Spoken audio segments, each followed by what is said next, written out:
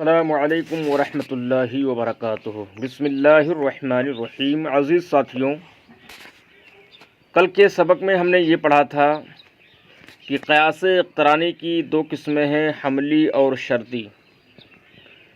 قیاس شرطی وہ قیاس ہے کہ جس کے اندر دو شرطیہ ہوں یا ایک حملیہ ایک شرطیہ ہوں، اور قیاس حملی اس کو کہتے ہیں کہ جس کے اندر دونوں کے دونوں قضیہ حملیہ ہی ہوں۔ پھر ہم نے پڑھا تھا کہ نتیجے کے موضوع کو اصغر اور اس کے محمول کو اکبر کہتے ہیں، اور جن دو قضیوں سے قیاس مرکب ہوتا ہے ان کو اس قضیہ کا مقدمہ کہتے ہیں، اور جس مقدمے میں اصغر ہو اس کو صغرا اور جس مقدمے میں اکبر ہو اس کو کبریٰ کہتے ہیں، اور ان دونوں کے درمیان میں جو تکرار میں آئے بار بار اس کو حد اوسط کہتے ہیں۔ آج کے سبق میں فرماتے ہیں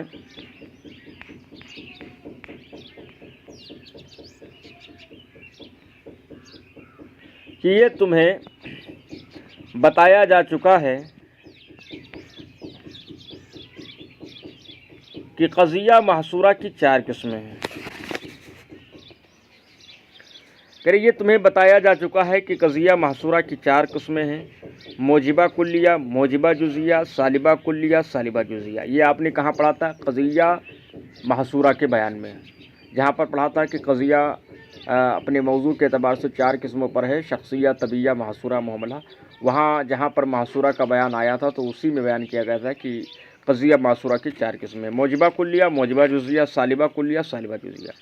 اور صغریٰ کبریٰ بھی قضیہ ہے، لہٰذا ان دونوں کے محصورہ ہونے کی صورت میں بھی یہ چار قسمیں ہوں گی۔ یعنی جسے یہ بھی آپ نے پڑھا تھا کہ قضیہ محصورہ کی چار ہیں، تو یہاں یہ صغریٰ کبریٰ بھی قضیہ ہی ہیں، لہٰذا اس میں بھی یہ چار صورتیں نکلیں گی، صغریٰ موجبہ کلیہ، کبریٰ موجبہ جزیہ، صغریٰ موجبہ جزیہ، کبریٰ موجبہ کلیہ۔ تو اسی طریقے سے یہاں پر بھی چار قسمیں ہوں گی۔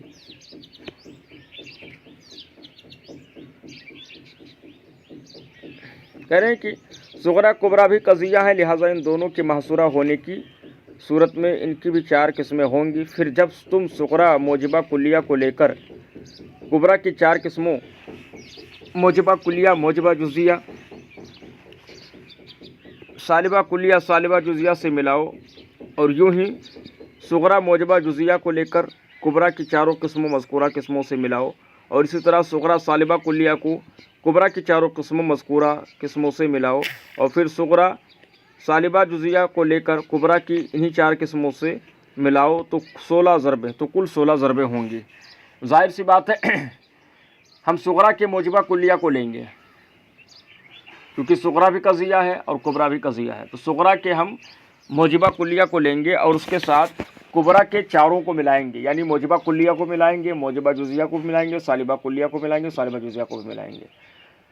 تو ایک چار کے ساتھ ایک ملے گا، چار کے ساتھ تو چار ہوگا، پھر موجبہ جزیہ کے ساتھ یہی چار ہوں گے، یعنی موجبہ کلیہ کے ساتھ موجبہ جزیہ کے ساتھ موجبہ کلیہ، موجبہ جزیہ، سالبہ کلیہ، سالبہ جزیہ کو ملائیں گے۔ اسی طریقے سے تو یہ 8 ہو جائیں گے۔ اسی طریقے سے سالبہ کلیہ کے ساتھ یہ چاروں کو ملائیں گے، موجبہ کلیہ، موجبہ جزیہ، سالبہ کلیہ، سالبہ جزیہ، یعنی کبریٰ کو موجبہ کلیہ بھی بنائیں گے، موجبہ جزیہ بھی بنائیں گے، سالبہ کلیہ بھی بنائیں گے، سالبہ جزیہ بھی بنائیں گے، تو یہ کل 12 ہو جائیں گے۔ اسی طریقے سے سالبہ جزیہ میں بھی ہوگا، اس کے ساتھ بھی موجبہ کلیہ، موجبہ جزیہ، سالبہ کلیہ، سالبہ جزیہ، تو یہ کل جو ہے 16 ضربیں ہو جائیں گی۔ کہہ رہے قضیہ شخصیہ بھی قیاس میں کبھی استعمال کیا جاتا ہے۔ یہاں اس کا درجہ محصورہ جزئیہ کے برابر قرار دیا گیا ہے۔ قضیہ شخصیہ بھی قیاس میں کبھی استعمال کیا جاتا ہے، کبھی کبھی، ہمیشہ نہیں لیکن کبھی کبھی۔ قضیہ شخصیہ آپ نے پڑھا تھا کہ جس کا موضوع متعین و مشخص ہو۔ اب ہم صغریٰ کبریٰ کے اقتران کا نقشہ پیش کرتے ہیں جو 16 ضربوں پر مشتمل ہے۔ وہ 16 ضربوں پر مشتمل ہوا نقشہ کہاں ہے؟ وہ نقشہ یہ ہے، دیکھیے ہم نے کیا کہا تھا کہ صغریٰ پہلے موجبہ کلیہ لیجئے، ہم نے لے لیا، صغریٰ موجبہ کلیہ لے لیا، یہ ہے صغریٰ موجبہ کلیہ۔ اب اس صغریٰ موجبہ کلیہ کے ساتھ ہم چاروں محصورات کو ملائیں گے، صغریٰ موجبہ کلیہ، کبریٰ بھی موجبہ کلیہ، صغریٰ موجبہ کلیہ، کبریٰ موجبہ جزیہ، یعنی इसको जो है موجبہ کلیہ ہے. تو ادھر دیکھیے چاروں میں دیکھیے یہاں پر 1 2 3 4 5 یہاں پر دیکھیے ہاں ایک موجبہ کلیہ موجبہ کلیہ موجبہ کلیہ موجبہ کلیہ موجبہ یہاں 5 کو نہیں 4 1 2 3 4 یہاں صغرا میں چاروں میں موجبہ کلیہ ہے اور ہر ایک 4 سے یعنی ہر موجبہ کلیہ کے ساتھ 4 محصورات کو ملایا گیا. موجبہ کلیہ کے ساتھ موجبہ کلیہ کو پھر موجبہ کلیہ کے ساتھ موجبہ جزیہ کو یعنی موجبہ کلیہ صغرا موجبہ کلیہ ہے تو کبرا بھی موجبہ کلیہ ہے. صغرا موجبہ کلیہ ہے یہاں پر صغرا موجبہ کلیہ ہی ہے کبرا موجبہ جزیہ لیا ہے. صغرا موجبہ کلیہ ہے تو کبرا سالبہ کلیہ لیا ہے. صغرا موجبہ کلیہ ہے اور کبرا سالبہ جزیہ لیا ہے. یعنی ایک موجبہ کلیہ کے ساتھ چاروں محصورات کو یعنی کبرا کو چاروں لے کر آئے جو کتنے کو ہو گئے کل 4 ہو گئے. اسی طریقے سے اب موجبہ جزیہ کو لے لیجئے. موجبہ جزیہ کے ساتھ انہوں 4 کو لے کر آئیں گے. موجبہ جزیہ کے ساتھ موجبہ کلیہ موجبہ جزیہ کے ساتھ موجبہ جزیہ موجبہ جزیہ کے ساتھ سالبہ کلیہ موجبہ جزیہ کے ساتھ سالبہ جزیہ تو کتنے ہو گئے کل 8 ہو گئے. اسی طریقے سے سالبہ کلیہ کے ساتھ انہیں چاہے 4 کو لے کر آئیں گے. سالبہ کلیہ کے ساتھ موجبہ کلیہ سالبہ کلیہ کے ساتھ موجبہ جزیہ سالبہ کلیہ کے ساتھ سالبہ کلیہ سالبہ کلیہ کے ساتھ سالبہ جزیہ یہ کتنے ہو گئے 12 ہو گئے. اسی طریقے سے سالبہ جزیہ کے ساتھ آپ 4 کو لے آئیے. سالبہ جزیہ کے ساتھ موجبہ کلیہ سالبہ جزیہ کے ساتھ موجبہ جزیہ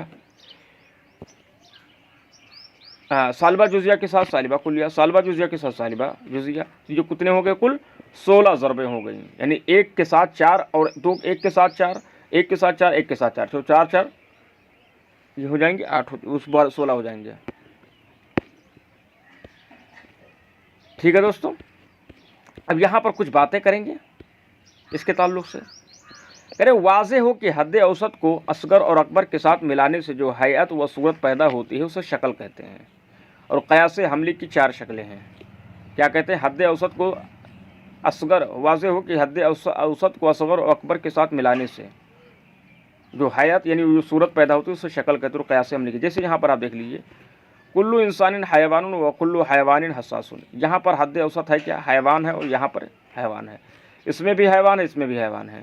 تو اس حیوان کو اصغر کے ساتھ اور اس حیوان کو اکبر کے ساتھ یعنی اس میں اصغر انسان ہے اور اس میں اکبر حساس ہے اور حد اوسط حیوان ہے.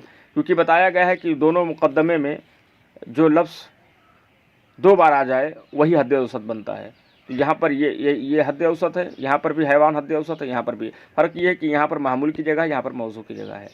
تو انہی حد اوسط کو صغرا اصغر اور اکبر کے ساتھ ملانے سے جو حیت پیدا ہوتی ہے اسی کو شکل کہتے ہیں. اب شکل اول کی تعریف کریں کہ شکل اول اس قیاس کی صورت کو کہتے ہیں کہ جس میں حد اوسط اصغر اور اکبر کے درمیان میں ہو. جیسے یہیں پر دیکھیے کلو انسان حیوان و کلو حیوان حساس.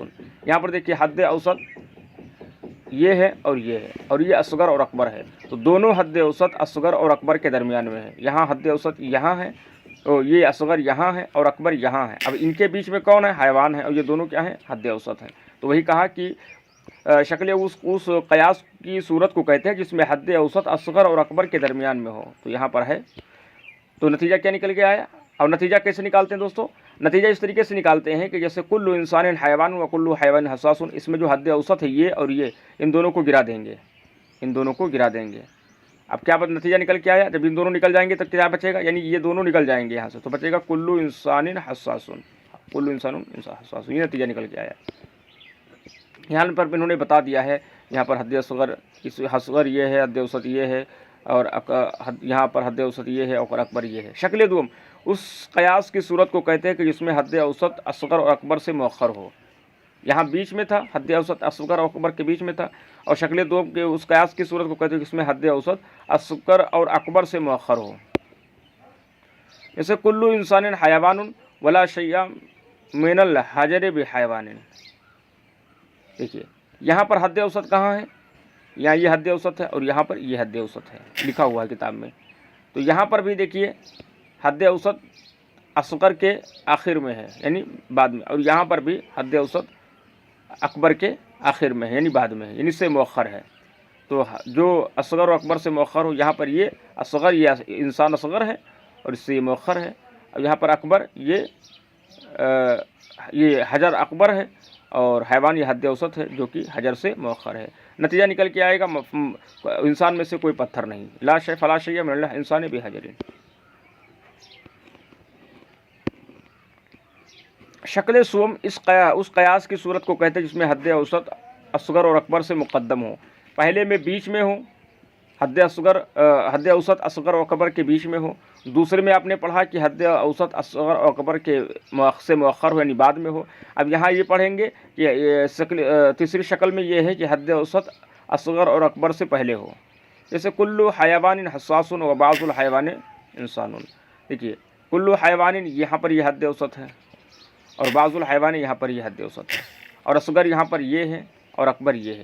तो यहाँ पर देखिए असगर से पहले हद औसत, यहाँ पर भी देखिए अकबर से पहले हद औसत, तो मुक़द्दम है कि नहीं है, क्योंकि असगर और अकबर से क्या हो, मुक़द्दम हो। तो यहाँ पर असगर से पहले है और यहाँ पर अकबर से पहले हैवान है।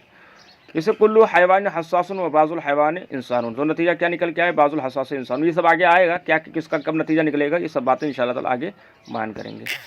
शक्ल चहारुम उस क़यास की सूरत को कहते हैं कि जिसमें हद औसत असगर से मुक़द्दम और अकबर से मुअख्खर हो, यानी इसका उल्टा हो गया। ये पहली शक्ल की उल्टा होता है। वहाँ पर क्या है, पहली सूरत में है कि हद औसत अकबर और असगर के बीच में हो। दूसरी सूरत में है कि हद औसत असगर और अकबर के बाद में हो। तीसरी सूरत में है कि हद औसत असगर और अकबर से पहले हो। चौथी सूरत में ये है कि हद औसत असगर से मुक़द्दम हो और अकबर से मुअख्खर हो।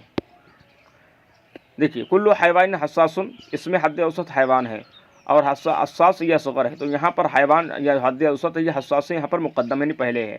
और बाज़ुल जिसमें हयवानुन, यहाँ पर जो हद औसत है वो हैवान है, लेकिन यहाँ पर क्या है, अकबर से क्या है, ये मुअख्खर है।